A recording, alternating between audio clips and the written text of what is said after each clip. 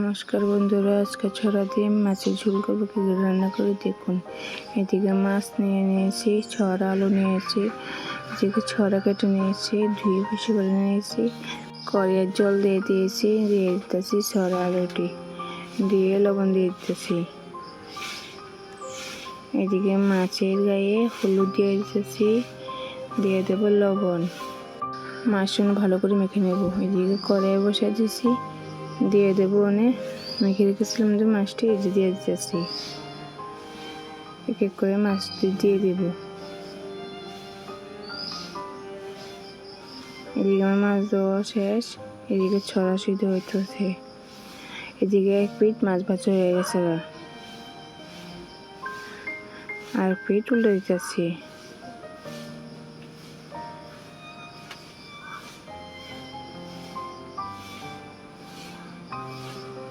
এদিকে মাছ উঠানো শেষ, মাছ ভাজা হয়ে গেছে, নামাই নিতেছি।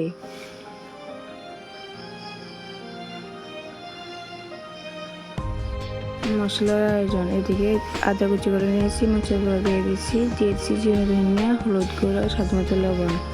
এদিকে ছড়া আলু হয়ে গেছে, নামাই নিয়েছি। নেওয়ার পর এদিকে কড়াই বসিয়ে দিয়েছি, কড়াইতে সরষের তেল দিয়ে দিয়েছি, তেল হিটে গেছে, দিয়ে দিয়েছি ছড়া, দিয়েছি হলুদ লবণ। দেওয়ার পর ভালো করে লাড়া দিয়ে দিতেছি।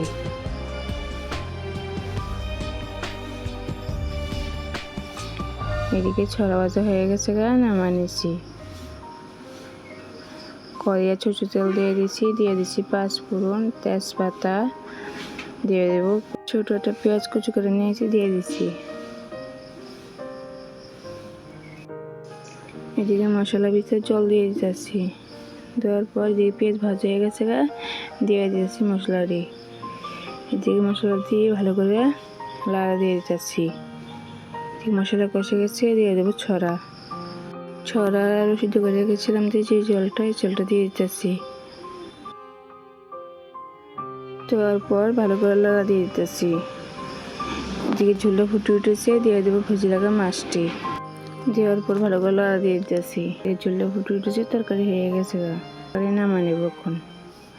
এদিকে তরকারি নামিয়ে নিচ্ছি। ছড়া দিয়ে মাছের ঝোল কেমন হয়েছে অবশ্যই কমেন্ট করে জানাবেন। ভালো লেগে থাকলে লাইক, শেয়ার, সাবস্ক্রাইব করে পাশে থাকবেন।